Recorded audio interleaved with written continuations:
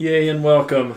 We're so happy you could join us tonight. I say we because I, Billy-Shayne Jackson, am joined by a special co-host here. We have the Wisp that's going to be premiering in this Sunday's premiere of Ruins of Adventure.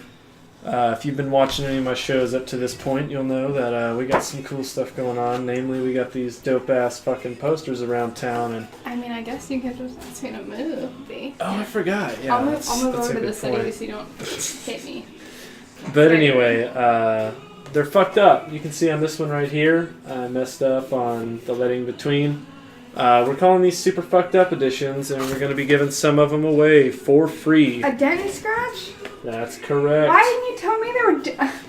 So I'm breaking this contest. I want you all to know as the audience I'm breaking this contest. We'll have a poll and a raffle upcoming about that. That'll happen on our premiere. Again, that's this Sunday, November 26th, 1 p.m. I've got the event on Twitch. If you go to my channel page, you can see it. Jump on and join it. You'll notice by some of the drawings that I have around that I make maps. And my previous episodes have all been about drawing maps for the upcoming Tales from the Yawning portal session that we're going to be doing. But there needs to be people for those maps, and there needs to be things to interact with. So, I went ahead and drew down all of the NPCs that we'll be interacting with, and I've got them all pinned up and ready to color. And so I'm going to walk through some of my facial distinctions and how to do these quick burst, fill in the lines style of colors, and also let you see my design for the pagination and how to promote a lot of people. I mean, if you're like me, you grew up on video game covers where you could have between, 1 and 100 dudes standing there. What jumps to mind, or like the Final Fight box covers, or the Mega Man X cover. Like, yeah, there was Mega Man X, but there was hundreds of stuff going on in the background. In an ideal world, we all know how to do that, but I found that it's pretty difficult, and so I've used a bunch of creative ways to get a lot of people onto a very small canvas that you can color in and make photocopies of and distribute out amongst your players as these visual aids. So, quick recap on specifically what we're taking from is we've got Tales from the Yawning portal. The Yawning? Yeah, I'm actually going to check something really quick, as I don't know what this means. Whenever I hear Yawning, I just think of like haunting, but not scary at all. I don't know why I got sidetracked. Anyway, going back, so we've got Tales from the Yawning portal, and we're going to be playing that this upcoming Sunday. That's what Ruins of Adventure is all about for right now. Specifically, we're in part 1, the Sunless Citadel, and all of this information you can find in this book. And yeah, we're going to draw some of these. Another part of the NPCs come from a different campaign guide for the Tyranny of Dragons, specifically Rise of Tiamat. So I've also got the Council of Waterdeep down on here, and I'll be happy to talk about that as well once we get there. And I've also got some of my DM notes. I just realized I'll be doing this as well. So, these campaign modules, they walk you through and they want you to select some of the options to put forth. It's really easy to take shorthand notes with just a couple layers of hierarchy. Layers. Yep. Yep. Layers of hierarchy, just using a pen and maybe a colored marker, a highlighter, and a Sharpie, and you can create really great shorthand notes. But I'm still on my way working through them as I'm getting ready for Sunday, and tonight we're going to be making some of those creative decisions. I say those creative decisions because I've also got Volo's Guide to Monsters out here. I'm going to explain some of the choices behind what's going on, because I've also, if we can get to them, got the monsters that I'm ready to do tonight. It's a lot of coloring. It's a lot of information. I'm glad this first bit is softball. I'll go ahead and kind of get us adjusted down to map view. Hold on tight. Oh, before I go, Spotify, 80s Jams. You can find it on the channel page. Join in with us. I can't play it too loud because of the copyright bullshit, but I can just say that hearing Kenny Loggins IRL through your speakers is a lot better than the very wispy, muted tones you get in the background. So, on the channel, there's my Spotify. Join me. Just press play. Here we go. I can't believe you said wispy in a negative tone. How dare you? Let me get you closer. Woo! Alright, so here is our canvas. I'm going to adjust some things. I think we're good to go. Sorry, I just realized what I have to do before I start this new fucking project. So I would also like to encourage anyone, if you feel like it, go ahead and ask us questions. Because I got the Wisp here today, she's going to be playing in Tales from the Yawning portal coming up. Goddamn right I am. Feel free to ask some questions. Oh, I guess that means... Oh, shoot. Sorry. Okay. But anyway, yeah, so she's here with me, and I'm going to be asking her questions too, because we were kind of laughing at some stuff earlier. But anyway. That was being really funny. To break down the process of how I've gone through setting out this, I've got... this is a drawing board. This is meant for 18 by 24 paper. If you were ever in a drawing class or anything in college, you had to buy one of these, but... If memory serves correctly, they're pretty inexpensive. I think you can get them for less than $20 at, around here you can only go to Hobby Lobby to get anything, but if you go to Michael's or Joann's, U-Trait, Dick Blick, other craft store, go get one of these. Yeah, they've got nice clamps that you can kind of put on and release and fit multiple styles of paper. So what I'm working on here is goddamn... technical difficulty. So anyway, I've got a mixed media sketch paper from a pad. It's one of the red pads made by Hanson, I think. I can't quite remember, but it's meant for whatever you want to use. And there is some bleed through on the pages since I'm using a felt pen, but I always just like to work around it. Like grain on film, I only think it adds flavor. I think it's silly to draw negative stuff from that. So I'm going to start, again, I'm using 120 count crayons. Thank you everyone who follows me on Instagram and answered that poll last night. I was balls deep in drawing, caught up on a lot of show. Did you watch the SNL episode without me? I did not watch the SNL. Okay. We're talking about Chance the Rapper SNL. Again, that's like a huge... If somebody did that to me... Like, you've seen how angry I get about roller skating and dancing. If somebody did that to me, I would be furious. If you guys watch Last of the Mohicans without me, actually, that's not a good one. Yeah. I would actually just be really happy. Yeah. You would also probably check and make sure they're in body snatchers.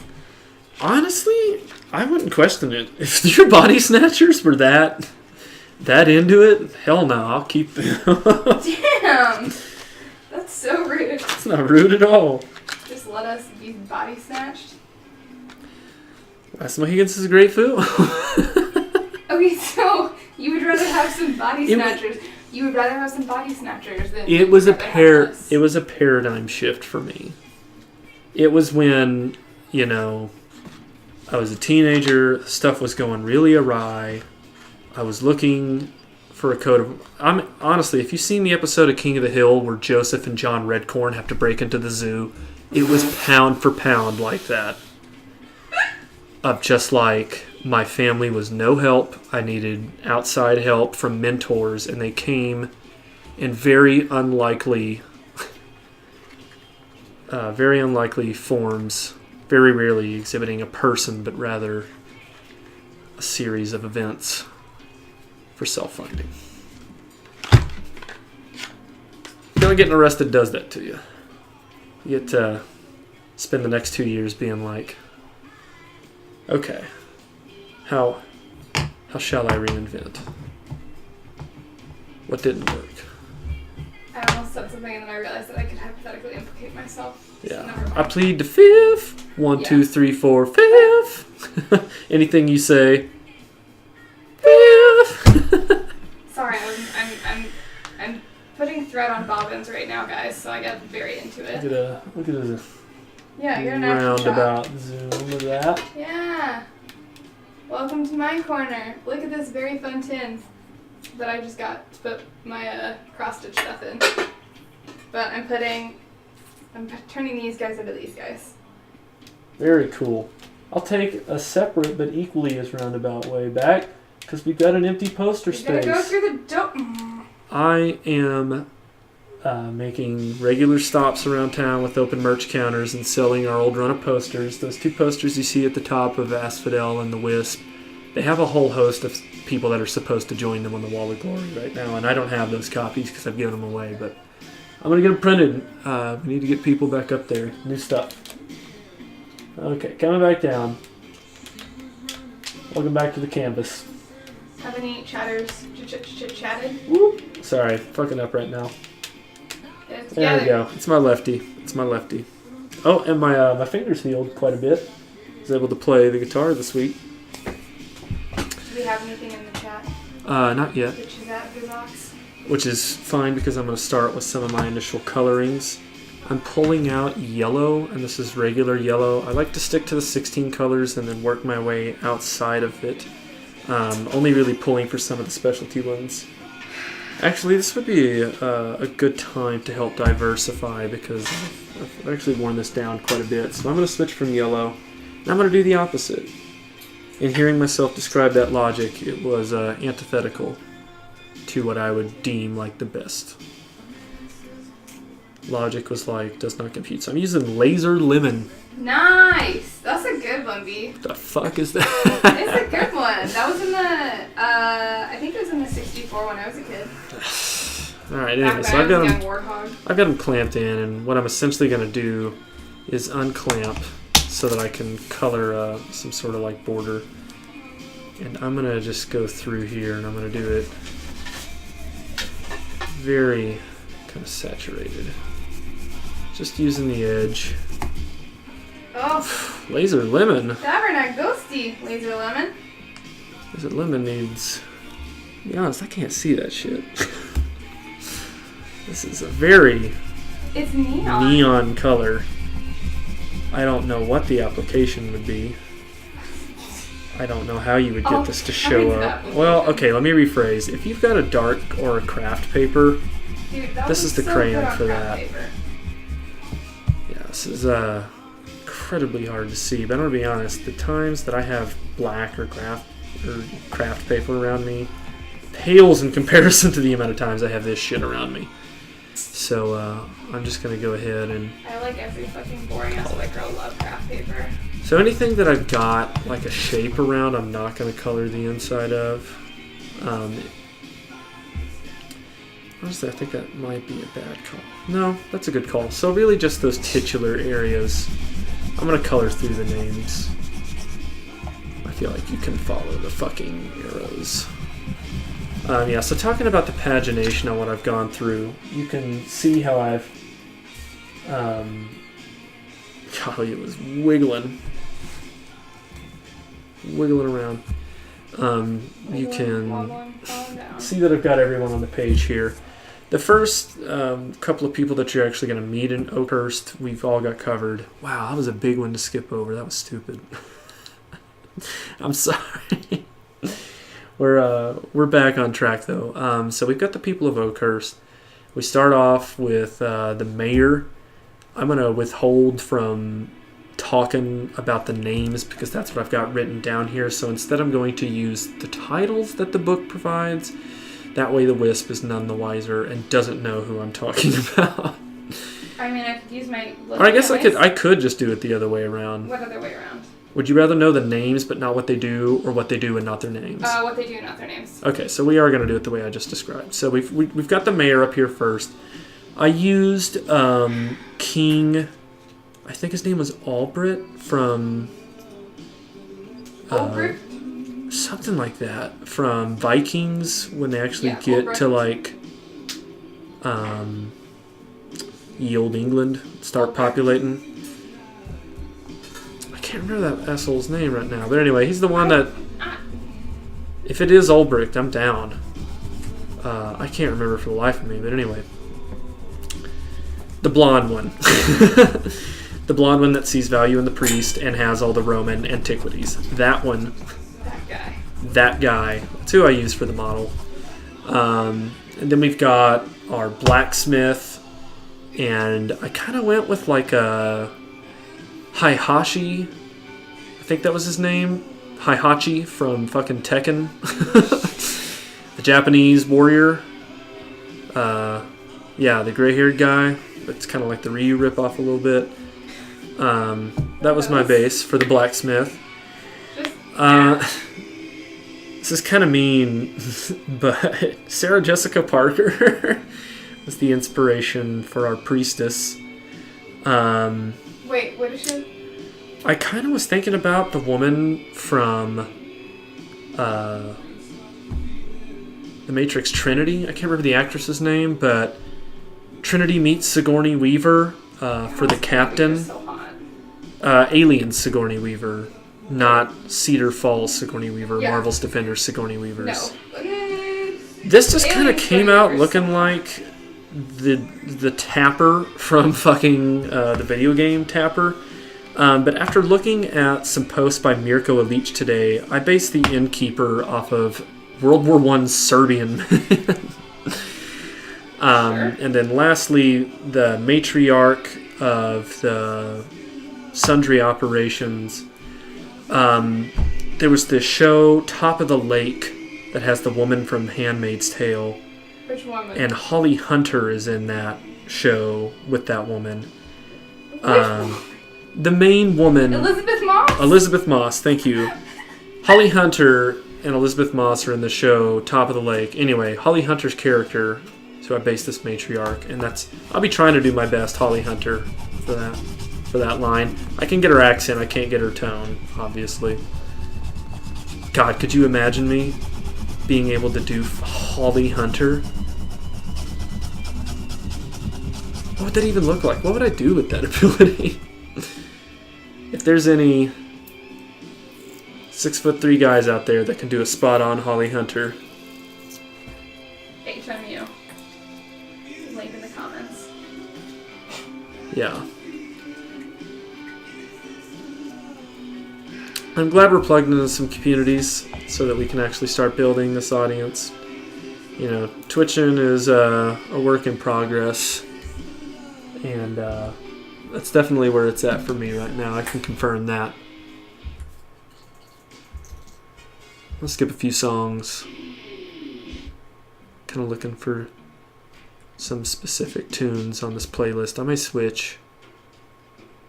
Ooh, no, I definitely want to do this one. If you've started watching the show Ghosted with Adam Scott and Craig Robinson, episode 1 where Adam Scott tries to force a sharing episode in the car, and Craig Robinson uses Steve Winwood's Higher Love to distract the conversation. It's so good. It's so rich.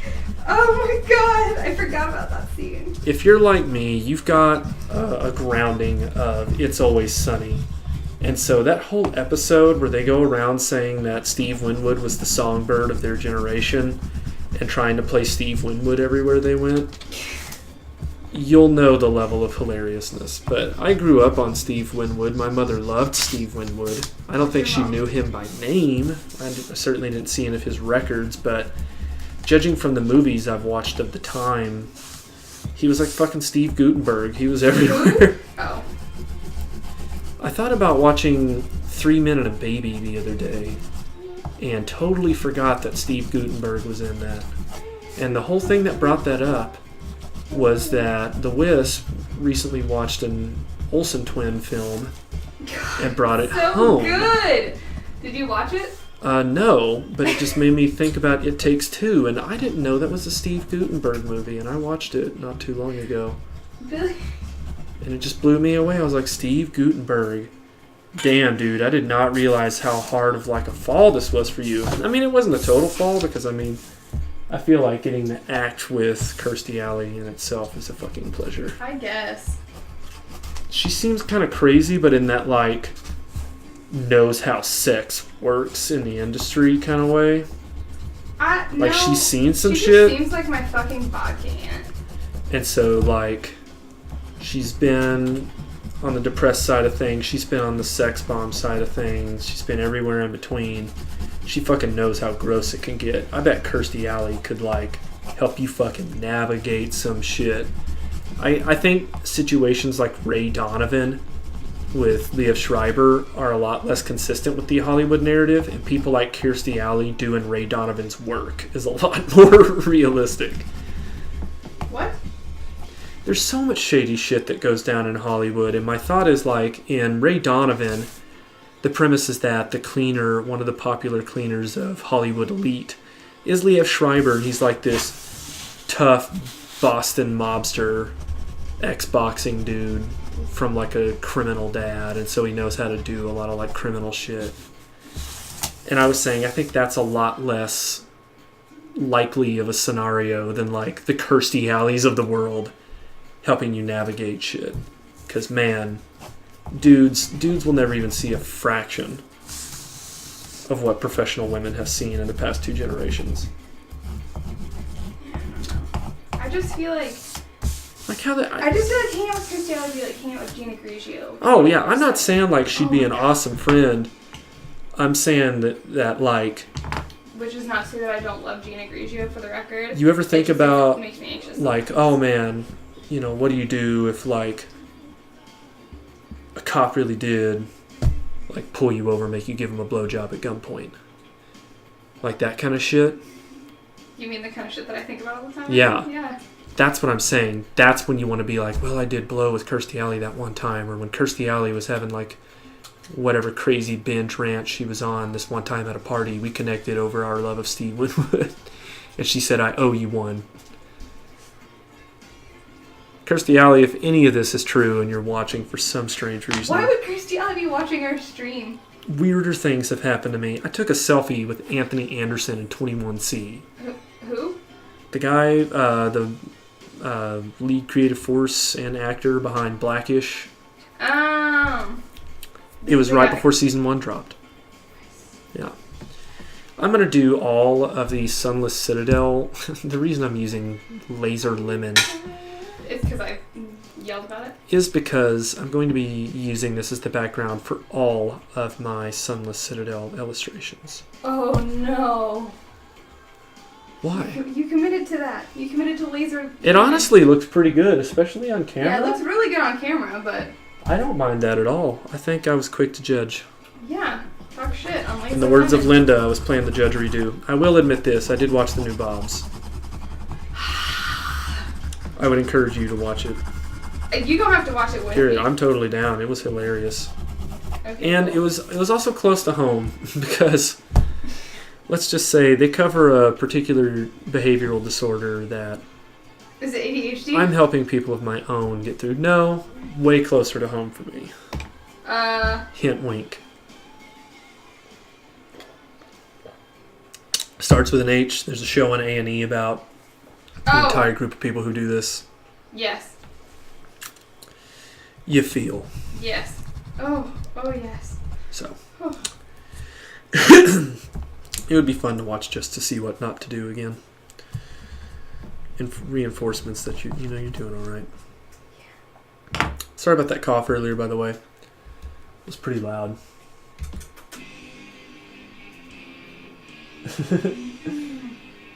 Rick Springfield. Billy, will you play Decepticon by Le Tigre?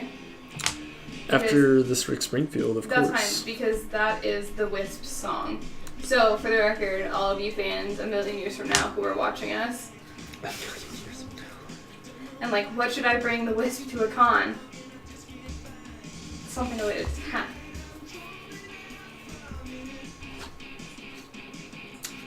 I just found a crazy color that I didn't know existed called Banana Mania. Yeah? Like, what the hell? I feel like I had a lot more access to, like, rich kid crayons than you did. I did not grow up in, like, a kid-friendly autistic environment. I grew up in, like, young adult. Sorry for bumping the camera, y'all. I'm a big fucking person. It's like Conan O'Brien. I'm 6'3". It's hard to fit in shit. Conan O'Brien is 6'3"? Conan O'Brien is 6'5". He's fucking huge. And he's pretty built. Conan, if you're watching this, I know that keeping up your regiment has been harder since you have, kids and there's a lot going on, but I saw you when you're at your peak, brother. That seemed Chelsea Handler. You're pretty ripped. But anyway, I can't believe he's that big. yeah, he's huge. But sorry about that camera bump. So what I'm using here, I know there's a flesh-colored crown, but I don't really want to look anymore. I'm using peach and apricot. It looks like apricot is a little bit lighter than peach, and I think they call it flesh. this dude was really, really light-skinned, and so what I'm going to do is I'm going to go to the areas of heaviest blood flow. So that's going to be eye sockets, forehead, cheeks, lips. Everything else I'm just going to pull off saturation and make it look really light. So just like we did with some of our map features, when I'm using apricot, I'll use peach for some of the more average or, not quite white skin tones. A mix of some form or another. I fall in that category. Huzzah. That's super dope. Yeah, it is, because my mom was that way too. It was strange being around that, because it wasn't what my father's side of the family was like at all. Everyone was much, much darker than us. Like even, shout out to my half-sister, even Alex does not see a lot of sun, super dark. I like almost every human being in this area of almost every like white girl in the area. Yeah. The, like tri-state area have a little bit of Cherokee in me. Woo! But my family was my way back family was really into like shitty assimilation processes, so we don't know her name. Other than the one that my however many grandfather gave her, which is super gross. And it's Indigenous Peoples Month, so I'll go ahead and go on this rant really quick. Sorry, let's do it. Spinning the rant wheel, landed on Indigenous Peoples awareness topics. One of my favorites to talk about is just what it means to be Native in the United States, and talk about some of the problems that people just a generation ago faced. And it was life and death. If you wanted to work, if you wanted to fit in, if you wanted to avoid violence at all costs in your life, you just kind of went along with what was in the mainstream media. And unfortunately, that has never been too kind to Native peoples. And a lot of them just forsook it. Why bother, And unfortunately, my family fell prey to that a little bit, and a lot of others did as well. But there's hope, and a lot of tribes really want you to get back in and learn about their ways, because there's no nice way to quote mathematics, but the time has come and gone, unfortunately. And the best way that we can honor any sort of Native ancestry, even if you don't have any Native blood in you or any connection, is to recognize them as the rightful people of the land and honor some of the teachings that they developed life here. Get back into gardening. Give needlepoint a try. Have you tried dancing away your frustrations rather than drinking them? We did that the other night. It can be some wonderful things taken from even just the spirituality aspect. Because I'm not saying that, if you're a Christian, you gotta read into what I'm saying as some sort of counter gospel, but rather an expansion. Because you're supposed to be stewards of the land, and just like European people didn't treat European soil like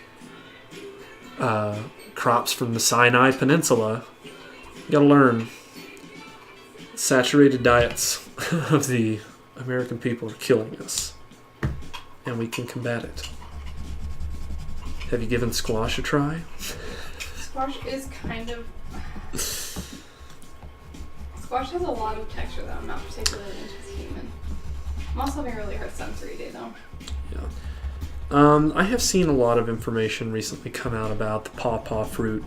And I was sitting here thinking, I was like, I haven't come into contact with pawpaws very many times, but we have another derivative of that. In that same grouping of fruit, we have persimmons, and it's... we do have persimmons. It's about to be persimmon season. First frost is coming. Read your almanac. You read that almanac this week? No, I haven't read the almanac, but I know it's coming up. I need a magical almanac for next year. Sorry. It's all good, but that is to say, go eat some local fruit. They grow all around here. It's also hickory and walnut season still. They're all over the fucking place. I'm watching squirrels go nuts. Literally. Oh man, I didn't realize I did that. God. Aren't you glad you have me here? Ugh. It's going to be a hard one to forgive. I want this leather to kind of have a darker undertone, so I'm reaching for Fuzzy Wuzzy. What? Real color really says that. Here we go. I'm so happy. Laying down a base coat of Fuzzy Wuzzy. I want his leather armor to have a highlight of brown. And so in order to get that, I've got to push the contrast. Because I want the threading to stand out as more of a traditional beige brown. It's all in just building that outfit and trying to draw depth where, if you were painting, it might come as a little bit of a difficulty to realize, how am I going to get these colors to fold the right way? When you're dealing with wax, it's a lot easier. You really just got two colors in drawing that saturation, because unlike paints, the mixture quality is just so easy to control and temper. God, man, you can go so far. Speaking of Bob Ross and Bob Ross-like programs, The Wisp, have you had a chance to view the new Deadpool trailer? I did. It was so funny. I started laughing at my desk, and then my boss asked me what I thought was so funny, and I had to say, rape culture. Can you go into what it's like seeing assassins in pop culture be as glorified as ones like Deadpool are? Does it give you any inference to draw off of, or how does the Wisp feel about characters like Deadpool? I really like having those characters around, especially because Deadpool especially, and like one of my other favorite superheroes. Going back to Brown. Deadpool and some of my other favorite superheroes are Hawkeye, the Clint Barton version, especially the oh my god, what's his last name? The ones that came out recently in 2015, that were purple and white and black almost exclusively, and are just really good. But I really like seeing assassins who have a side of them that's not just like kill all the time, because like as much as I like to imagine that I am the Terminator, the Wisp is the Terminator, that's not real life. Like can I talk about the Wisp's weaknesses? I don't care. I feel like I have a firm grasp. Okay, well, the Wisp is not a strong person. He is very small and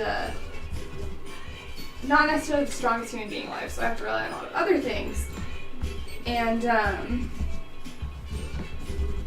so I do a lot of talking, especially because my groups in the past have traditionally not been great at talking, and I've been great at talking, which is really funny. Not so much that they're not great at talking, just more as the conversation tends to go one direction very quickly. Yeah, it tends to go killing very quickly, and sometimes we can't kill everybody. But so seeing Deadpool and seeing kind of in the same vein, seeing Hawkeye as these like dudes unfortunately, but people who are just kicking ass and then just being fucking fun too. Because when you guys see the Wisp play, if and when you can go watch the first episode, right? The test episode. Yeah, you can find that on YouTube. Yeah, you can find that. It's really embarrassing, but YouTube tags at the bottom of the screen. That's Bashanye_Jackson.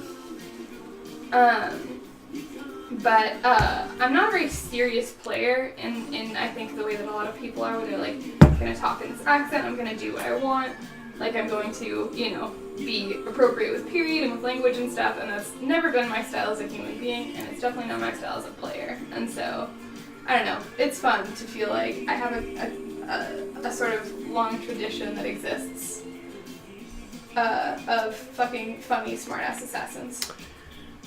Piggybacking on that was pretty good. Thanks. Guess what Bob Ross color I just pulled out on accident? Bitch, what? Well, you gotta take a guess. He never used a color called bitch what? Is that burnt sienna? It was! Well done. Thanks.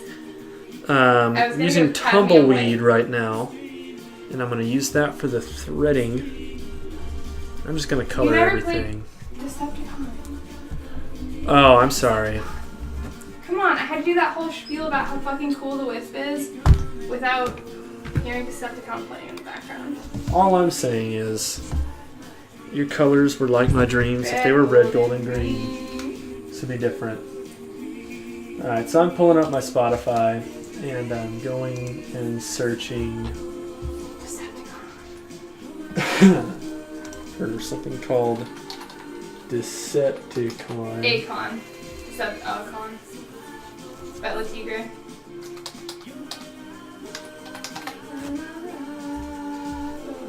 Oh no, it's not a K. It's DECEPTACON. Yeah. They said a K. No. Oh, he said Decepticon. I read it as the K. Oh, it's this one. Yeah. I'll make sure to add this. Link this. To a playlist. Don't have to link it. If you go to, just scroll down on my Twitch page here, and you'll see the now playing in the Spotify section. Feel free to bump it. We can't bump it any louder, but it's loud enough in our hearts. Dear Spotify, fix that, please. They do have a free catalog of music that cadre of music you're allowed to use, but I'm just not about that life.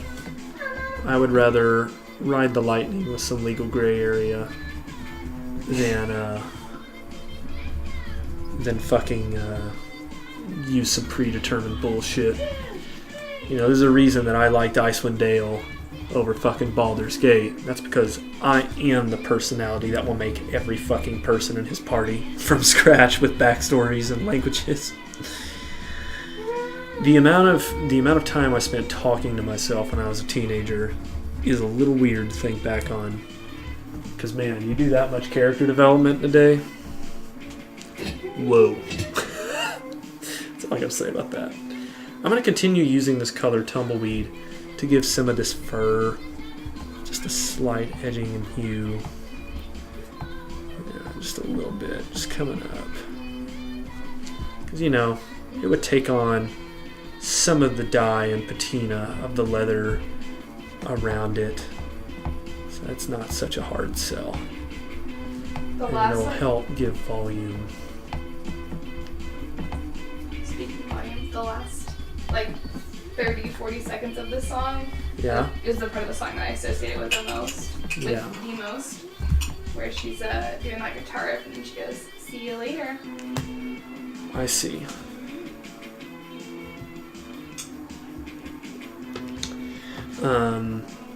Looking at pulling some kind of ugly turd green if I can find it.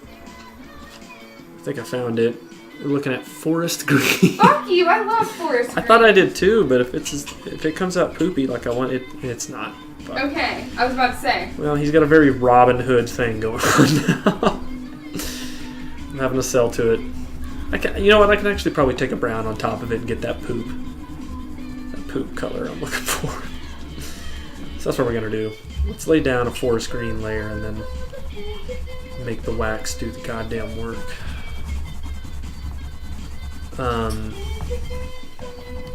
If you're watching tonight, let me know. Let me know some of the questions maybe you got for us. See you later. I wouldn't mind. See you later. Checking the pulse. All I gotta do is look over my shoulder. I'm going back in with another saturated layer. Yeah, I'm kind of like sort of passively watching too in between rolling bobbins, so. We had somebody a second ago. What you can see on your insights pretty much is like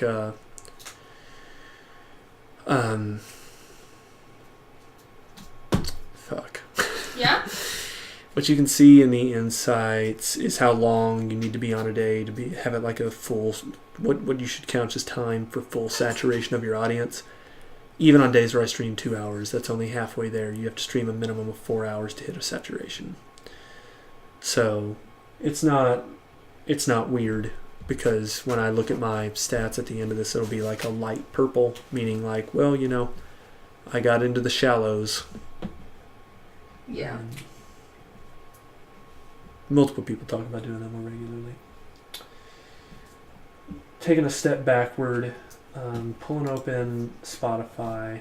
Okay. I'm going... Content, now that I've listened to that song today. I'm going down to... I heard some new songs recently. What? On a top 40 station you can listen to. That I listened to? I listened to. Oh. And I had hoped I had added some of those, but I don't remember which playlist. It might have been for shit, Dan. What? Oh. Your favorite dog is here. I did. I did listen to some. It doesn't look like I was able to find any I wanted to add, even though I thought that I had. So, is there a way to view your history? I don't know. History? There is. There's like one you can like pull up. One of these tabs. That's God, recently played. Smells so bad. Oh yeah, I bet. I was listening to Funk Lords a little bit. That was fun. That was new music, but it's like older. You get it. Oh, you know what? I wasn't on my account. That's why I couldn't add any of it. Oh, you dingus. I remember now. But I think I remember the name of it. Whomst is it by? I think I just went to like... Yeah, Viral 50. Or something like that. 50. Maybe I had done new releases. I remember it was like something geared towards Friday. It was like called Friday something. The playlist was. I feel like fucking Joe Rogan right now. What? Because they just spitball until that dude who's on constant lookup shit alert, who runs the monitors and the screens, he'll like tell them the actual fact when they get stuck on a dig like that. I don't have that luxury. No, we do not. C'est tragique. Is this 500? Yeah. I'll try this one. It's called Digging Now. No rules, no boundaries, just cool music that needs to be on your radar. I think boundaries are important. Let's see what the first 3 taste like. Find out. Could be dark. If it's this kind of shit, I'm not into it.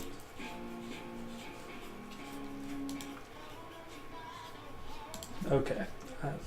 Just play my punk playlist. Your punk playlist? If we're going punk, we're going to 90s rock. Oh my god, that's fine. That's fine. I will accept that. Alright. How much Green Day is on your 90s rock? 2. That's not enough. The only person that exposed me to Green Day thoroughly or with any sort of dedication was Forster, and it was very little. Well, in that case, we're going to have some Green Day time. I will start it off with some Wicked Garden. That's not... I want Green Day. Billy, Dookie is a great album about bisexuality. None of their songs have even struck me that they went into that material And he was showing me a breakdown of some of the lyrics, and I was just like, man, I never would have figured this fucking out. Yeah, that's because as gays, as queers, we like look for everything. I always considered myself sorry about the Q slur. to be on the Q spectrum, just in terms of the. I've always been able to fit in with androgynous groups of men, and used to run with an enclave of strictly homosexual men in college. I've lost the edge in terms of sheer numbers, but I would say I'm not like a lot of men. Yeah, a fair assessment? Yeah, I don't know. Being close with LGBTQ people doesn't make you LGBTQ. And that's not what I'm saying. Oh, I'm saying I have legitimate traits. I get what you're saying. I feel ya. Yeah. I wouldn't necessarily disagree with that. God. We're just really good at looking, Billy. Really good at looking. Really good at looking. I mean, that too, but also us gays. We love to find subtext. Yeah. What kind of lip would you say white people have? What sort of white? Neon carrot? No! I'm Swedish. Primrose. Primrose? That's its color in there, Billy. What about melon? No, primrose! This looks primrosy. That does not look primrose. It comes off pretty primrose. Mauve. We're looking for something in the mauve family, Billy. Dark? No, white. Mauve. Oh my god. I can see the color that I want.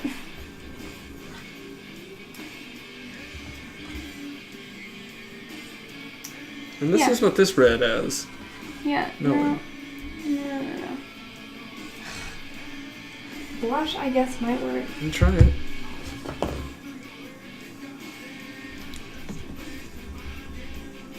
Lavender if they're chapped. Blush is a little bit too dark. So this is, lavender, but the way that it's done makes me think that this is possibly... Oh, no. No. No. I thought it was going to be like a glow-in-the-dark because of the special wrapping, but it's not. Anyway, via the Wisp, this is white people lip. I think it's pretty believable. Yeah, Billy.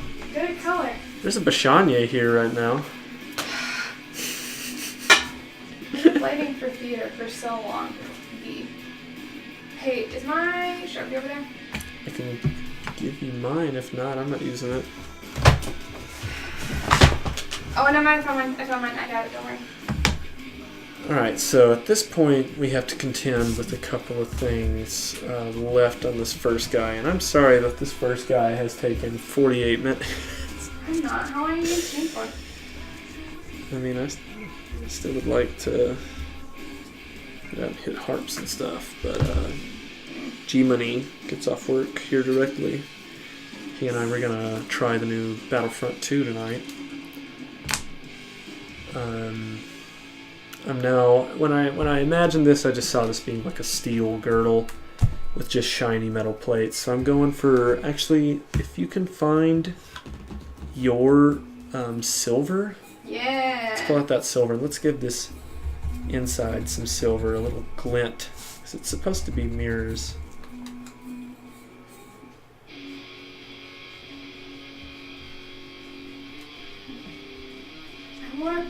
Just play Dookie by Green Day. I'll sing it to you. It'll be really fun. Maybe I won't sing it to you. So that we don't get copyright bit.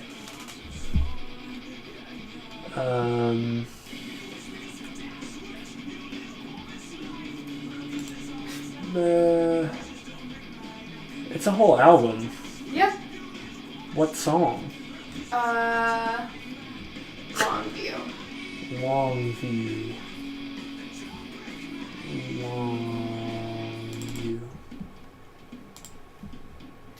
Oh my god, I have to figure out the world's fucking largest knot right now. Look at this. Oh, never mind. I solved it myself by being dramatic. Yeah? Well, I was gonna be like, look at how big this knot is, and like stretch it out. But by doing that, I actually like solved my problem. Okay. Sometimes that's all embroidery thread means. It just means for you to just get grumpy with it. Sorry my head got in the shot there. I had to focus up just a little bit. Coming over the top here. I'm going to just connect with a couple of these lines so that you can let your saturation do the work of the metal and help draw that contrast without having to do a whole This song's lot. about masturbation. Yeah, I get that part now. I got exposed to this one a lot. By whomst? Forster? Yeah. That's incredible. So This is a really good Green Day song. I,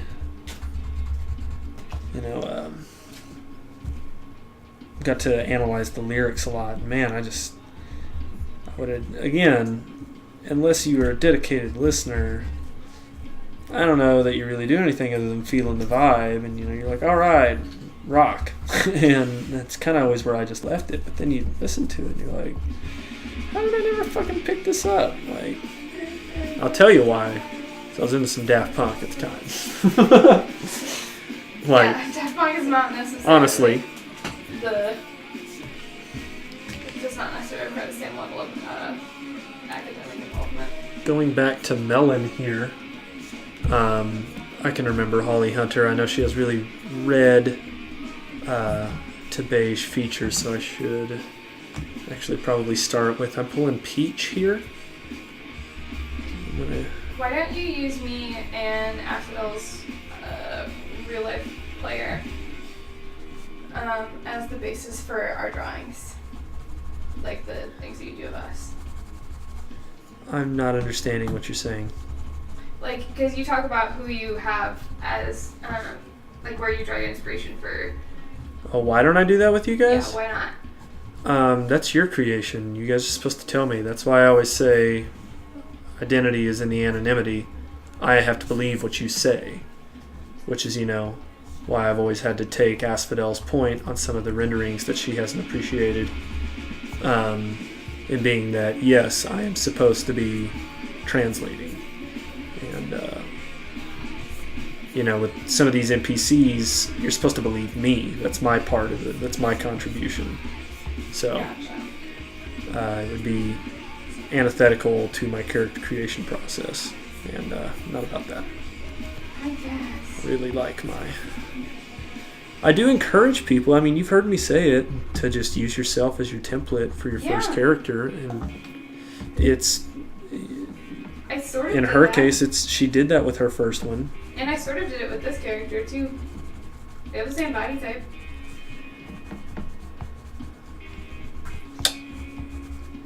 Effectually, like AFF, it's very hard for me to read that in terms of, I don't know if you understand it or not, but I read The Wisp as very gruesome and grotesque. No. And so... No, she doesn't read that way at all to me. When you say that, it's like, I don't really pick that up. No way. I could see the body type argument. Yeah, no, I don't see her as, like, gruesome at all. Other than in the way that sort of all, like, people who are fighting for the country too young are, Yeah. Like, that aspect of the gruesomeness and of the, like, horror and grotesqueness I can kind of see. Like those pictures of kids in the Civil War, the American Civil War, who were like 14 and like, oh my god, those are so weird to look at. But I don't see her as grotesque otherwise. Yeah. She's like almost certainly probably got some PTSD symptomology from a bunch of different sources, not the least of which being how much she has killed. But, like, the reason that she the reason that I've decided that I can never remember the people that I kill, and I sort of kill indiscriminately, and then I'm like, oh, that was the person you're supposed to kill, or like not supposed to kill in one major circumstance that happened at the end of last campaign. Yeah. That's a symptom of PTSD. There's some other stuff that just has never come up. She's scared of the dark. Didn't used to be, back when we did our first campaign. Like back when I did my first campaign with the Wisp. And you also did your first campaign with the Wisp. I just sort of let myself be led through a dark-ass fucking dungeon. Sort of shooting blindly for the most part. And I don't think the Wisp would do that now. The Wisp doesn't like the darkness, I don't think, anymore. Other than, you know, its use as shadow. As cover, you know? Yeah. Pulling out Getting real deep in the goldenrod. Tonight, y'all. And I'm going to do the skirt of the Priestess. Now, this is going to be indicative of the god she worships, and I'm really interested to see how it plays out. What color is it? Goldenrod. And what's going to be interesting about it is the identification process. One thing I learned in watching the Coffee Bros play through is figuring out where you are is really disorienting. It doesn't matter if you're advanced players or not, and that was something I had forgotten going into their experience. It's just how disoriented you would be. And I think we're going to experience some of those similar things, especially because, you know, we were talking this week, and you brought up a good point of just like everyone is still freshly pissed off at me from the very acute defeat of the screen test, where everyone is ready to just like roll, and I think there's going to be a lot more of a process kind of tag team going on, where there's just like slapping hands and high fives as you guys just kind of like strut your player stuff, knowing all the bullshit that I'm looking for and paying attention to. Like in the episode of SNL we watched last night, when Michael Che was talking about Kim Jong-un and Donald Trump's repartee over Twitter, and he said, my favorite part about it is Trump sounds like a catty old woman in his response, as if in hearing that he was so old and weak from Kim Jong-un, his response would be to like pearl clutch and be like, who you calling old? That kind of thing. Yeah. I feel like you are all in that attitude of just like, I was like, I won, and all of you three collectively are like, what are you calling a win? And then now it's going to be like, you didn't do this, you know, just like run through a impossibly high list of accomplishments. Oh boy. It's going to be something. I don't know. It's going to be really weird to get back into the swing of things, because this is the longest I've gone without playing D&D, at least, since I started playing. Reaching back for some desert sand for the Priestess. Ooh, she cute. Looking for something other than Metallica. Play more of Dookie. Just play the whole album, it's good. You can play one Creed song and then you can play the rest of Dookie. You can play one Creed song? Good lord. Creed's... I like other bands than Creed. Yeah, but I feel like you don't get to listen to Creed in this house, so it's like a carrot. You know? I feel like I've wrapped 17 720s, but I think it's just, I've done 721, 722, and 720. Oh my god. Gonna figure it out. Ooh, yeah, so this is what I think of when I think of the Wisp. I think we covered this with the Wisp before, but it's Die, Die, My Darling by Metallica from, I think, Garage Inc. You can look at my current playing and figure that shit out. Just going in with Desert Sand right now, and I'm doing a whole saturation all over the Priestess's body so that I can go back in with brown and use that for my contrast. But, I mean, Okay. when I think about the Wisp and I was talking about some of the gruesome and grotesqueness of it, yeah, you're just a murdering machine. Thinking a lot about working through some of the more intense behavioral aspects of it in relationship to the Wisp's pass in Mulholland. I just kind of see every opportunity as a new opportunity where I'm like, watching a kid I gave some advice to one time, like figure out how to make it work.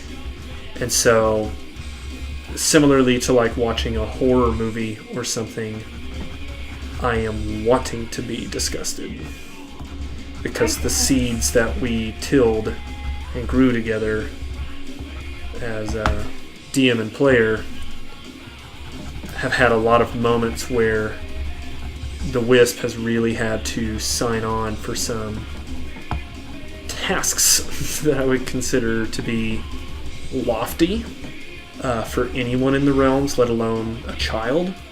Or, I mean, not a child, but I mean, she wouldn't be a child at the time. She would be more learned than we are. Like,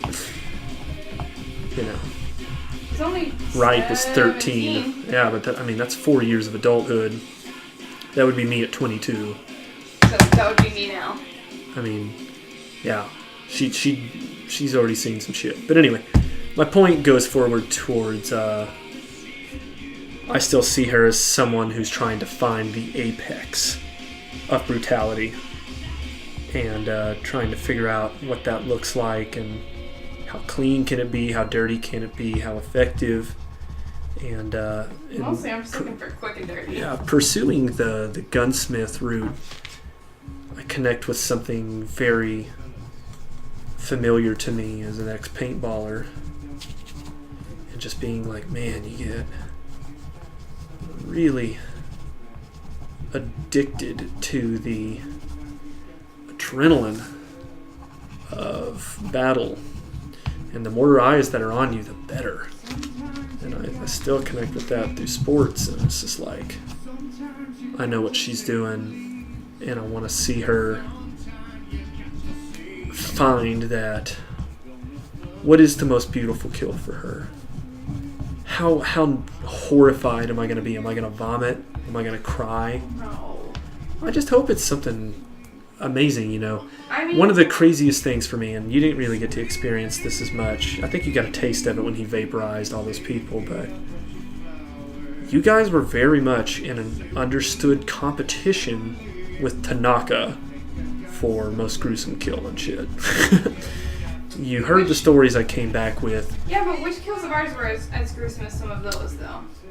I think drowning a dragon I didn't do that! You set it up. Like, that's like hearing Scottie Pippen say that he didn't win the NBA Finals because, Michael and Rodman did their job so well. It's like, yes, Slip the Gnome helped bury the needle with the arrows of dragon slaying. Yes, Asphodel was in the right place at the right Asphodel time. literally drowned it. But you held the line. It's associated in with that. I guess, but that wasn't my... Because you had also just come off of the troll destruction. Which troll destruction? I mean, I remember... All the troll destruction. Yeah, but I mean, what was particularly gruesome about that? Like, I don't know. I don't see a lot of my kills as, like, that gruesome. I think the one that was the craziest was the give and go with the incubus. Oh, that was a good one. That was one of my favorite kills, I think. You gonna tell that story? I would love it if you could. Oh boy. Okay. So we were helping one of the other teams who couldn't do their job. No, I'm just kidding. They're great. We were in... Was that in Waterdeep? Yes. Okay, we were in Waterdeep. There we go. It's all coming back to me now. God, I'm like a fucking very, very old veteran. So, we were in Waterdeep trying to deal with the Blackwood Family Crime Syndicate, right? Mm-hmm. And, that was an adventure module that came out on Dragon Plus, I think back in August maybe. Those are really fun. They're for free. They come with maps and everything. Yeah, they were really fun. But we got word that Antharfrim, who is on that sheet, Billy, show them. Point out my you can't see that. Oh, I was going to say they can't see that part. He's in frame. So we got a tip that somebody was trying to kill Antharfrim. And we were like, no thanks. We're okay with Antharfrim. We're chill with Antharfrim at this point in time. And there was like pandemonium going on in the rest of the city.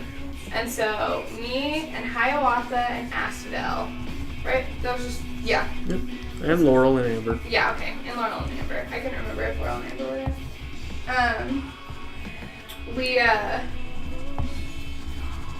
We go to this square where we're supposed to hypothetically run into this thing or person who's trying to kill Antharfrim. So we get there, and there were a couple of like minor enemies we had to kill, right? Yeah. Yeah, they fucking tried to kill minor us. enemies. You had a bum rush of spearmen. Yeah. Well. Of the fucking syndicate people. Yeah. Yeah. All I remember is like almost got my ass kicked for a second because they kept seeing me. Just very frustrating, and I think that happens a lot is me being like, that doesn't seem like a sight line, and be over here being like, no, that's a sight line. Which is, you know, a fun argument. I'm sure you guys will hear us have it at some other point in time. Oh my god, I'm sure you'll hear us have it. And so I was just like, hiding. And then Hiawatha had just been gifted, or did they trade for it? I don't know. I think that detail is a little irrelevant. Okay, well, whatever. Either way, Hiawatha had somehow acquired from Asphodel a Ring of Hunger of Hadar, which is, I don't know if you guys have ever seen it in play or anything before, but it's fucking cool. It's one of my favorite AoE spells. So you basically send, or I guess it was called something else, but it was like Hunger of Hadar. But basically, you send any living creature within. It was like it's a 60-foot radius or a 20-foot radius, some stupid amount. I think it's a 20-foot radius. You send them into another realm where they're just like licked to death, licked and slurped to death. And we picked all of them off. And then we hear this noise, right? Was it a noise or was it an attack? I can't remember. From above and up. Or no, I guess she just walked in. For some reason it was just like above us on a tower, but I could be wrong. Any input? B? So it was a ring of spell storage. It did have Hunger of Hadar in it at the time. Because Asphodel had not yet perfected her spell formula for the other one. The other one's very cool. Yeah. But, we could be listening to Dookie right now. I love this song. It's just a song about his friend Lee. But anyway, Do you have a trash can in your B? I do. I found a trash can already. Right behind me, where I am. Well, that's fine. I'll just look about it. It's not a big deal. Alright, so, Hiawatha, because of his barbarian abilities that allow him to go first, hops up in the scene, throws out the Hunger of Hadar AoE real quick. Completely negates the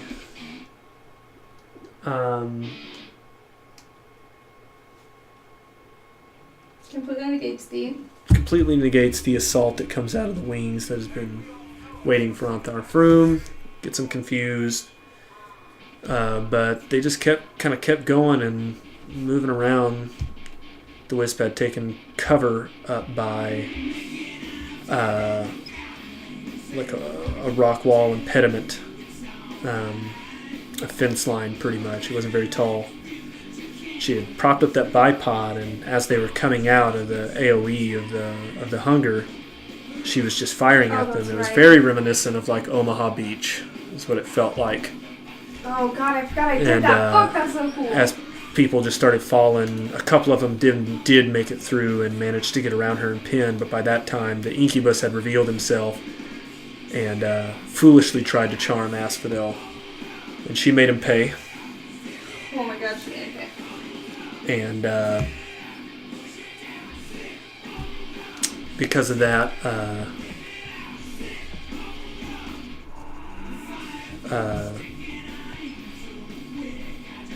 Wisp was able to just run up to him and execute him.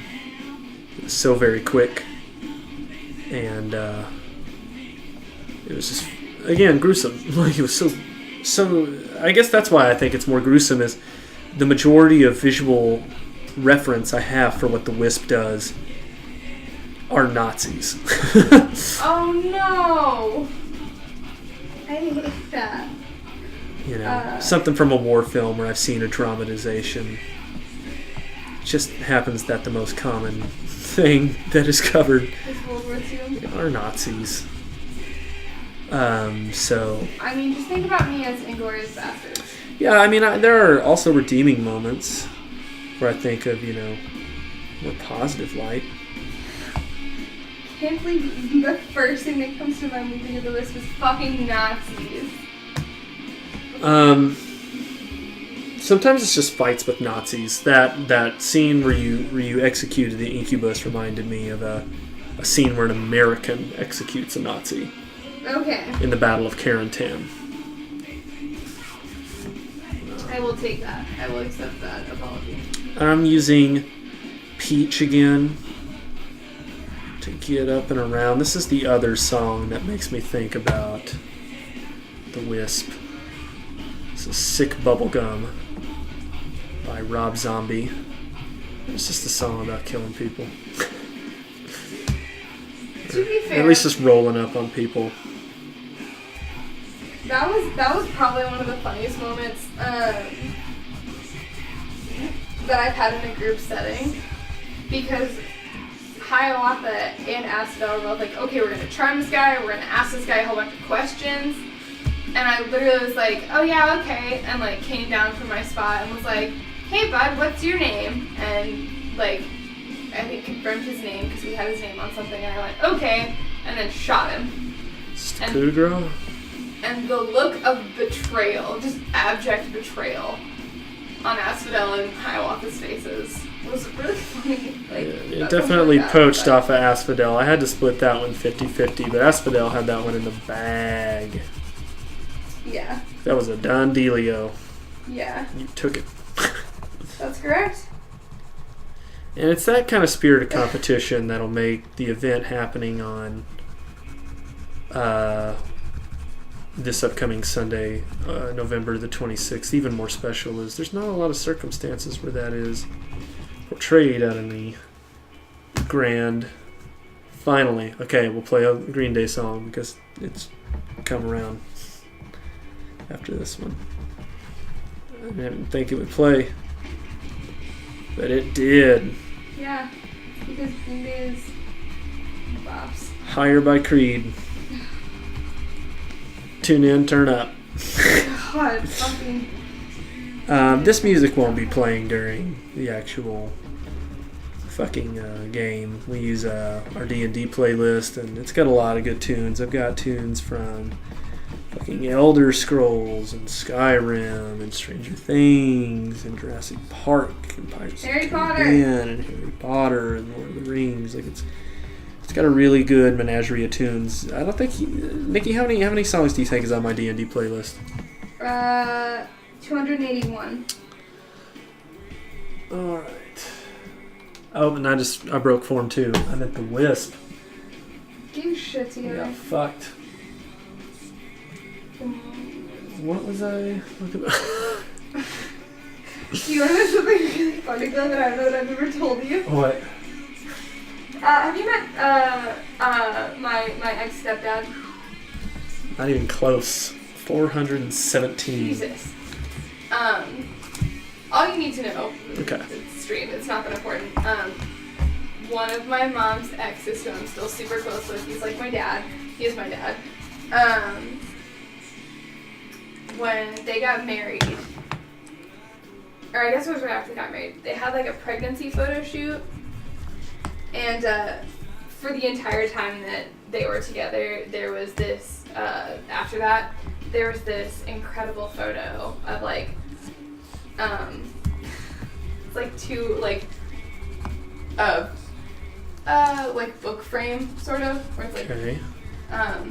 And on one side was like the picture of my dad. Okay. And my mom and her like pregnant belly. And on the other side were the lyrics to Arms Wide Open. That's so funny. Anyway, so the D&D playlist is pretty extensive.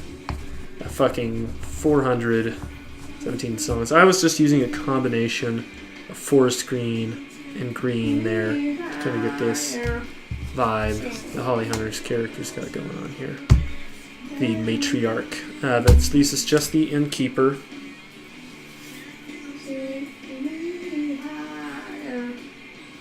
Also, for the record, stream/viewership,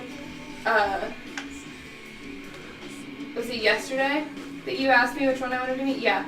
Yesterday, V goes, which one do you want to meet? And I have the dude with the mustache. So, just want y'all to know. And that's who I'm making a beeline for. I'm gonna ask the first person I see as we're walking into the city, where's the dude with the mustache? Now, you will get yellow carded for metagaming.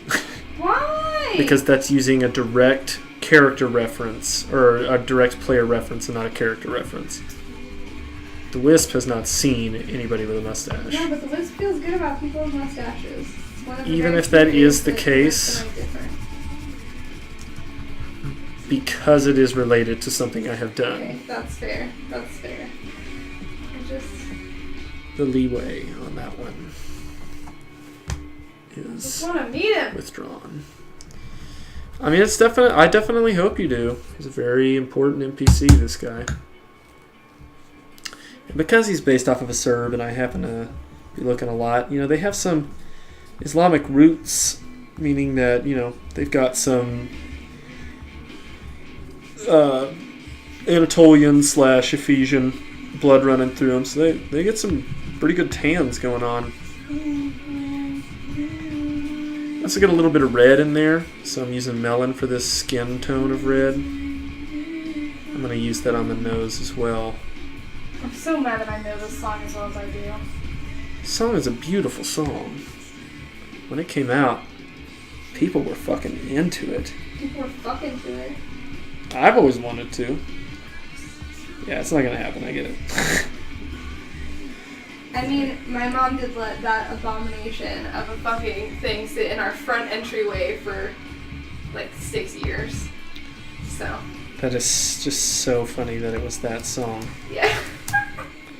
Like, did she just not realize, or? No, I think she was just like, okay, honey, because it had like the name of the song and the artist. She just didn't give a fuck. I mean, maybe my mom, I want to call her by her name, but then I figured that was not going to be a good choice. But, you'd be correct. Maybe my mom just was also really into Creed. What song do you want from Dookie? What's the one that's right after She? Sassafras Roots. No. Basket Case. No.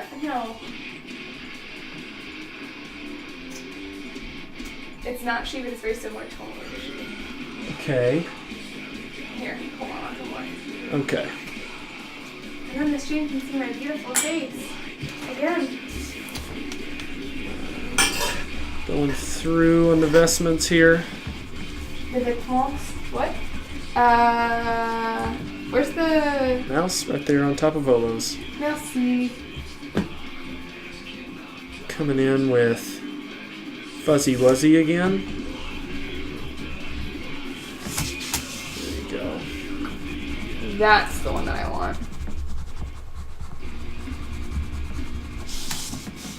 It's Pulling Teeth, for the record. Pulling Teeth. Anybody was curious. Was the song we were looking for. It's similar tonally to If you guessed it, proud of you. It's a difficult one to do. I definitely admit fault in the intuition game. I was not very much help on that one.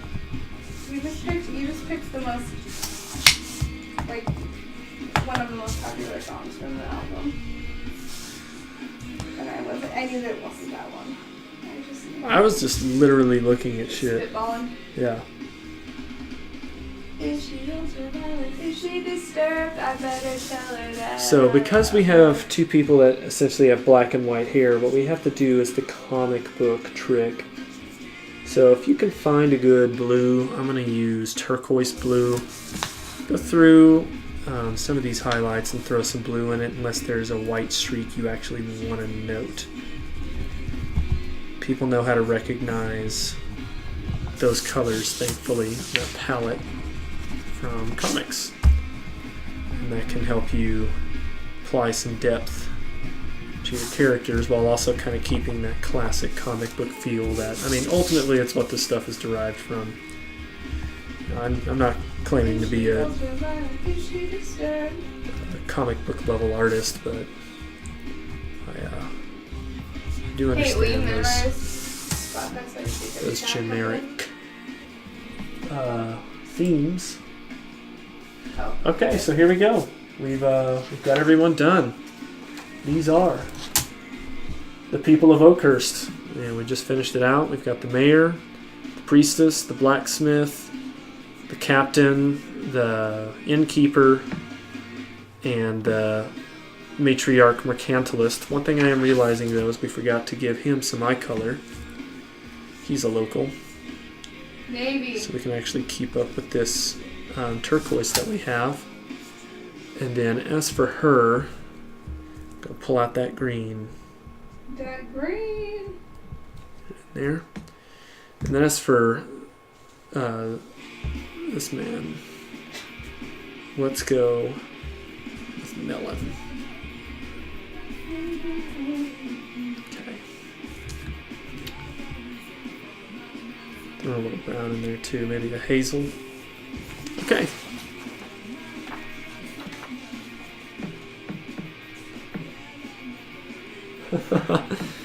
That's so funny. I can't believe I just drew all these. What? And looking at the finished piece, it's just like, I kind of forget that I do this for a living. It always ends up looking way better than when my mind sits down and actually start doing this stuff. It can just kind of be a little breathtaking. Yeah. Here's the NPCs, and this is a good time to plug. So I have donations set up not only on Twitch, but also if you want to go to our Patreon, you can go to Patreon and search for Ruins of Adventure. Trying to get the map pack that I've done so far for the Sunless Citadel out. I'm still going to upload these just for free to our Facebook followers to help draw if people want to use these. But those maps are going to take some studio time. I can scan these in. That's not an issue. But those maps are on 18 by 24 paper. And so I need a photo studio. And if you look at our Patreon, that's the first thing we've got to fund. Got a goal of 200. I found some studio areas that could give me 100 for a day, and the rest would just be taking care of the tangibles, time, clips, setup, and effectively just break even on it to get those maps into your guys' hands, and then move on to the next set. I'm going to keep drawing them no matter what, and all that shit. Checking my water. A little dry. We've been going for about an hour and a quarter. Just noticed missing another lip. got you.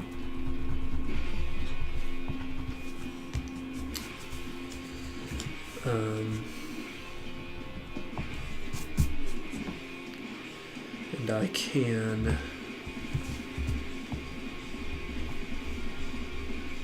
say definitively that I need some water. Is this song still going? No. So, Chump. Yeah. Chump's a little intense. Yeah. Listen, B. We listened to some Rob Zombie. We did. We did listen to some. It's funny that can read as intense compared to listening to that Rob Zombie for me. It's very interesting to me. Okay, so I'm going to put the screen to an intermission. We're going to take about a 3-minute break, and then we'll be back. While we're gone, enjoy our slideshow. I'll try to make it quicker, but I've got to dodge out for pee and some water.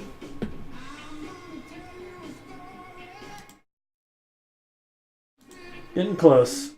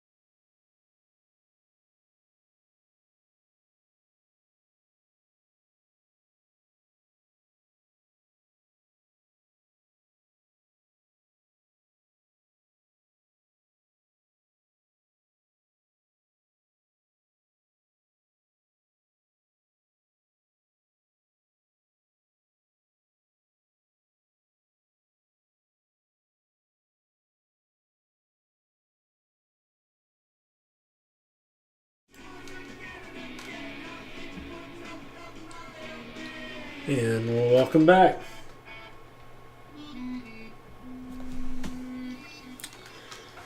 Jumping right back in here. We're now on to the Council of Waterdeep. And I should probably figure out what background I'm going to color their page, since they're a carryover. My inclination is to reach for something blue or red. But since they're in the City of Splendors, I think something blue is probably going to be a bit more representative. So I'm going to go sky blue. And just like we did the previous, just get to coloring. Flipping it to the side. Now, because this is a darker color, we don't really have to press down as hard. All we're looking to do is just get a light tone throughout. So, holding it on the side like this is going to help you just get that base coverage. I'm setting a very light fucking feel. I can't imagine asking my professors that back in the day. Hey, guys, can you describe what the stroke feels like? It's a light fucking feel, okay? It was funny to find the translation barriers for some of them. I would say Jacek with Polish was probably the funniest. He would get really tongue-twisted sometimes.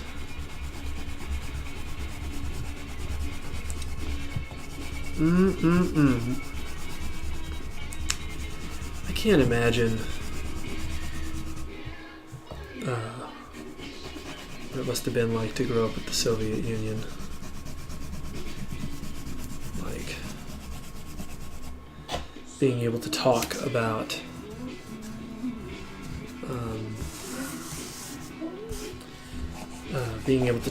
one of the regimes of old, going back to the whole World War II thing, you know, like, we say Nazi, I mean, we see modern Nazis, but we've never known Nazis.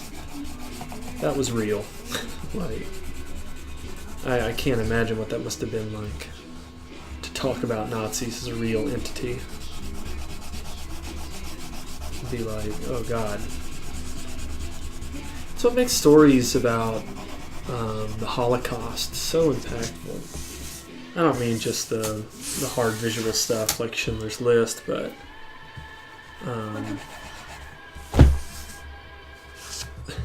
sorry, somebody we know just took some really, really cute pictures of a really, really cute person. Okay. Even the fantasy stuff, and if you haven't had a chance to check out this show, I want to recommend it, but Man in the High Castle. Yes, I'm aware it's based on a book. Yes, most people who like literature find that the books are better. Not here to dispute it. That's just not my creed. So, if you're interested in getting into some of that stuff, you know, there's still original content being made to help extrapolate on how to recognize some of the signs or what things might have become, and just really help put that perspective, because I feel like a lot of times there's reference drawn to Hitler or Nazis as to what that implication should mean, but what I'm learning about millennials and Gen X is that the sensitivity to what Nazis are supposed to be is gone. And I always think about that dill hole from Oregon or wherever that did that white power march before Charlottesville happened, and then he was getting harassed for being a Nazi, and he's like, I'm not a Nazi, I just happened to be marching with them because I responded to an event. I like video games. It's like, you know, real Nazis didn't deal with that, so why the hell do they think they're Nazis? Why do they think they're doing this? I've watched some of the arguments with Richard Spencer as of late, and it's been really curious to just listen to him talk, because he makes some of the like just basic philosophical argument structures that you make when you're a kid. And you like watch him go through this pain of learning and emotional growth and denial every time he talks, and it's very strange. I didn't think, you know, that those were norms you missed in the process of aging. I thought everyone had those experiences. You know, first experience with discrimination or harassment, you gotta throw down, and you definitely get the sense that whatever you're about matters way less to you about what it matters to someone else and their perspective. And man, you really have to be like, okay, if I'm going to defend this, I have to make sure it's as airtight, and the arguments for white supremacy are not airtight. The logical fallacy of it is just like, you'd think anyone who reached that point would just be like, oh, okay, you know what, this has gone on long enough. This is bullshit. I see what you guys are saying. I think that's the Capricorn in me. Every time I read a horoscope or like a description of the signs, that's always what it says. And it's like, you know, I'm doing this because it's who I am, not because I read it on here. But God damn you for being so accurate.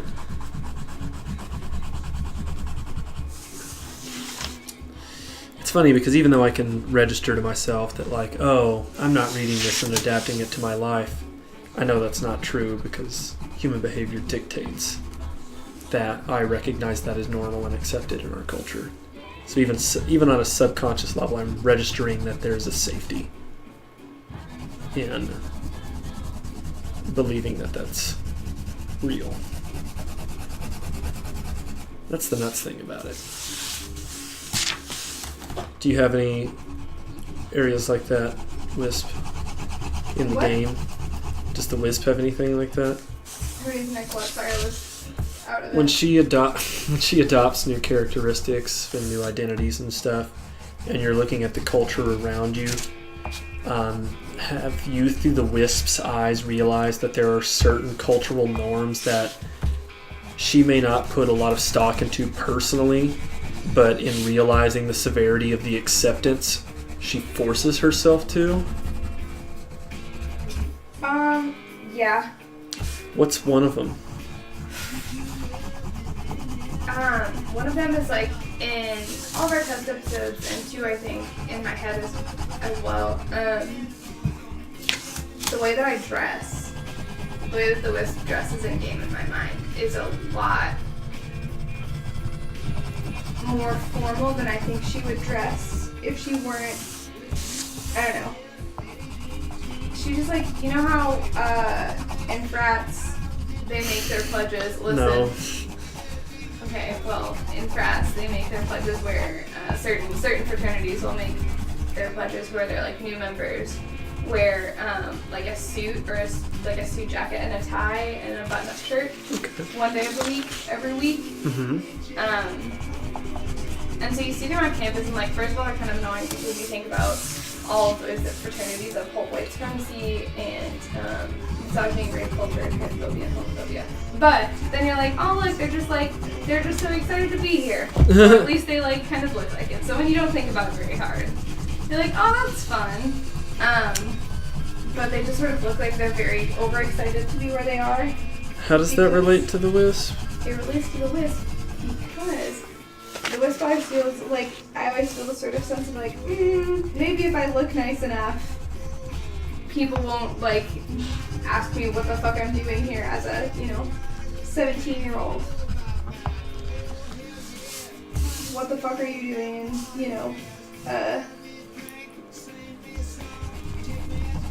sorry. What the fuck are you doing in a fucking council where all of the members are older than you, telling them what they need to be doing? Like, I don't know. So that's one of the ways, like, she's always dressed up a lot nicer than she needs to be, and she's afraid she's going to be seen by other people, like adult people. These adult people make her nervous. Okay. So, you covered that happened in these last two. Were there any more, like, ideologically rendering ones that happen with a verbal behavior or anything like that? over the bulk of the experience, or are you saying that that's literally new to you? No, I think, honestly, and I know we kind of talked about it earlier, but I think how much I end up talking when I'm surrounded by people who are, like, hypothetically more older and experienced than I am in the ways of the world. Like, when we were in that lodge, and I was, like, trying to be, like, the person who was running the conversation, and somebody else was, like, just talking over me. Like, the troll was like, no, you are not, like, you don't know what you're talking about, and was talking to other people over me, and that was, like, that was the point where this was like, this is bullshit. I call bullshit on this. And sort of from that point was like, yeah, it's not, nobody gets to talk over me. Nobody gets to be the winner of any conversations. So I was using my examples of, the example I put forward was about treating the Babylonian astrological system as a general practiced accepted part of Western culture, even though it rarely goes into the specifics. How I was saying that in my consciousness, I don't think that I'm adapting any of the things that it tells me Capricorns or Sagittarius should have, but I can't deny that I know, based on psychology, that subconsciously my survival instinct tells me that in this culture, putting a lot of stock into that system is important. And so I was saying, is there anything like that for the Wisp? Oh. Well, in that case, if we're getting outside of that, the Wisp sort of ideological money. Like, it's funny because I'm playing. Am I allowed to say that? What? Like what class I play? I think we're all aware you're an assassin. Okay, yeah, but like the assassin is the base character is a rogue, and I don't know. I don't feel that I do a lot of like roguey things. Like all of the other rogues that I have known and have seen play have been like, let me go around and search for all the treasure and then get back to the killing. And I prioritize killing and, even diplomacy over a lot of loot and a lot of chances that I could potentially have to be, getting a lot wealthier. I mean, even when you look at, like, Tanaka, who wasn't, I don't know, but he has background in rogue stuff too, and he gives a shit way more about treasure than I do. Unless it's something that I'm really going to use. Well, he also has a lot more expensive pursuits than you do. That's true. He had to afford some pretty crazy shit. He was kind of on an earn and burn schedule. Ooh. All his downtime was just researching. That's all he did. Yeah. And I mean, I felt bad for the guy, behind the snake skin on the player's side of things, because it's like, his turn would be so succinct and precise, and then we just move right on, and then, you've seen Edwin, he takes a fucking, hour and a half, and so it would always just get dominated, and he'd have to wait these really long expanses of times, but I was like, I mean, he knows what he's doing. That was always my, feeling about it. I never really lost faith, but, he just did some really weird shit. Really weird shit. Yeah. Didn't make me uncomfortable, but it was just strange. Yeah. Well, but I mean, I don't know. That's something that, especially as now officially the wealthiest person in the world, right? At least in the Sword Coast. Yeah. Baldur's Gate excluding, or Undermountain excluding. Let's say. But money's never really been an object to me in game. And it's funny because our party until now hasn't had a healer. Really? True. And it's never been a thing where we need to stock up on health potions and shit. Yeah. We just kind of try to kill everything before it kills us. Very true. I've noticed. I can back you up on that. that's what I would say about us. And so like there was never a whole lot of expenditure, so it's very weird to me. Like we were talking about it a couple weeks ago, and you were like, yeah, like you're gonna have to, you know, hire security or like have something that, you know, some sort of oversight of all of that fucking money that you have. And I was like, what money? Like, oh yeah, you mean I can sort of carry around 6 million gold pieces with me everywhere I go? Not particularly. And I had never really thought about that. And it still kind of makes me feel weird to think about that now, because it's like, money's not the most important thing to me. Loot's not the most important thing to me. Unless it's weapon loot, in which case, I'm very here for it. I love projectiles. I love guns and assorted gun-like things. So what I'm doing here on Ramalia is I have the first time that I get to color of someone of high elven descent, and I know she's a moon elf, so I'm using the color silver for her shadow because she reflects light. Very That's fun. actually cool. Very fun. Sorry, I just shit talked from Melba. It's not uncommon. Yeah, I do a lot of shit talking. So because I want to draw that he has salt and pepperies, I'm really only going to use the blue for the back main. I'm going to let all this stay. As for what she wears, let's get that Harper Griggity Green. Actually, I think Harper's blue. No, Harper's green. La la la la la. Oh my god. I'm getting my shit over here. I'm struggling to put this hoop on. I hate hoops. They just make me so nervous. Yeah. I think we all understood your point of emphasis just then. I'm fully ensconced Boom. on the struggle bus right now. Let's just bring this kind of closing through. Let's give it some grade. It's real light. Beautiful. Now let's make her thing up here. Let's make it a green hue.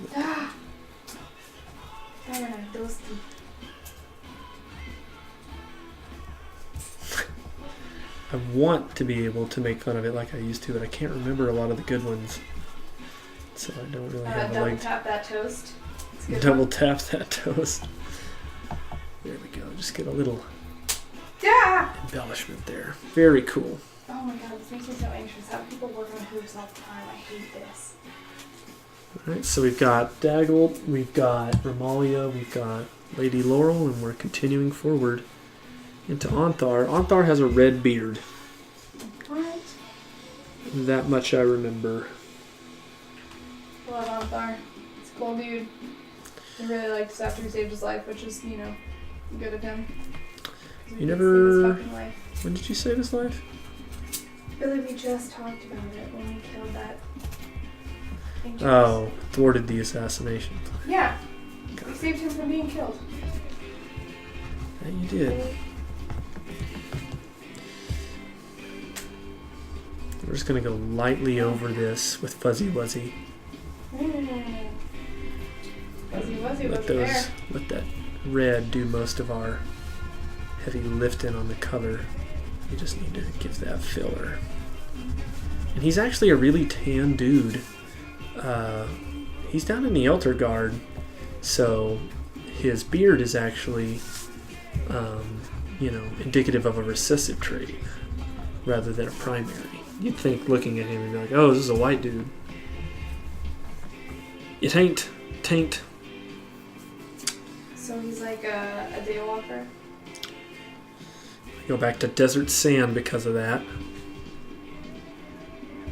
I'm not 100% sure what a dale walker is. A daywalker is somebody who has certain, has an auburn tinge to their hair, but doesn't have freckles or any of the normal ginger traits. No idea that was a Yeah. word for that. Maybe that's a Connecticut thing. Yeah, I'm just glad I know it now. Yeah, all Urban Dictionary phrase that you get an accurate. Because of that, I remember he had a brown lip. Is it what? He had a brown lip. Yeah, because of what that you remembered. Oh, just seeing his lip protrude out of here and grabbing brown. I'm taking brown, I'm real lightly just adding some more of this coat going. Oh my god. What? I just realized what time it was. Oh. Gotta go? No, it's fine. I can be late to work tomorrow because I have 2 hours I need to make up.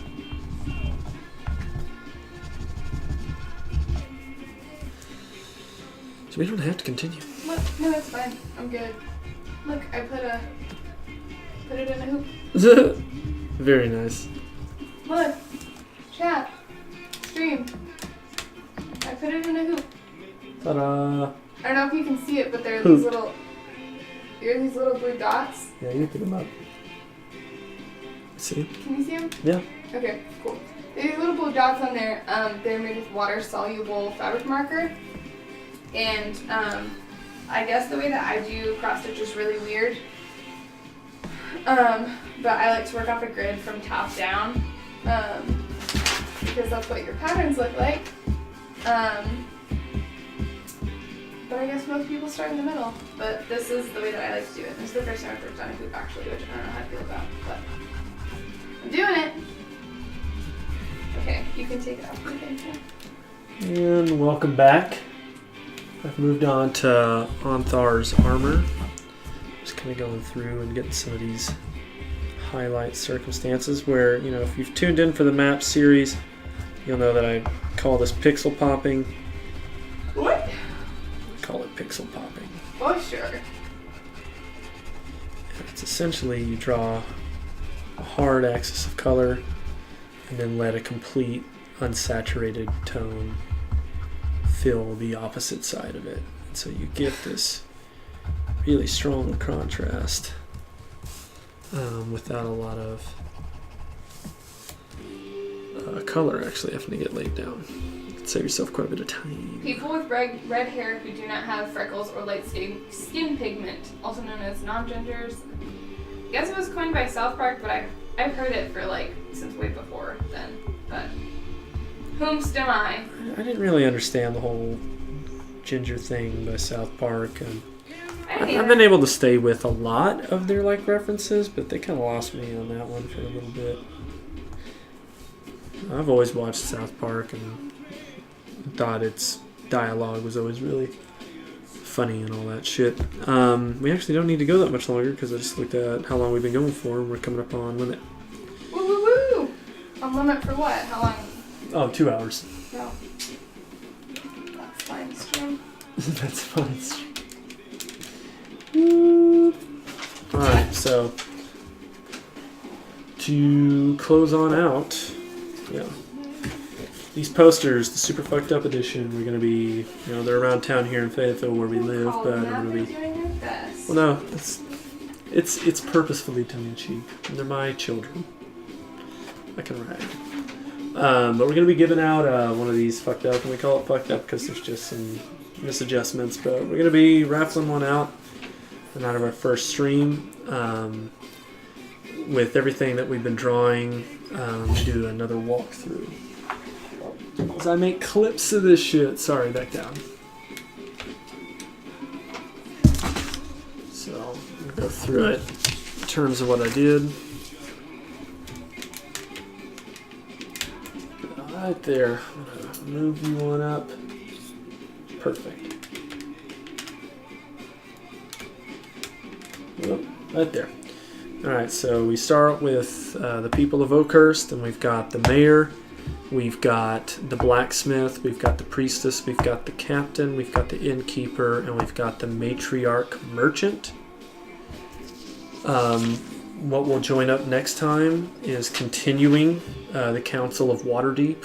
We've already got Ramalia Haventree, Daggelt Neverember, Open Lord, Laurel Silverhand, and Onthar Froom complete. We'll pick up with the remaining 5. Dalen Winterhound, Conrad Bronanvil, Older Ravengard, Prince Hiawatha, and Sir Histaval. I'll clip those up real nice and neat. But back to what I was talking about. This is all for Tales of the Yawning Portal, and we have our premiere this Sunday. There's an event on my channel, RSVP. Join us for it. It's going to be a good time. But other than that, thanks for tuning in tonight. Enjoy our slideshow on the way out.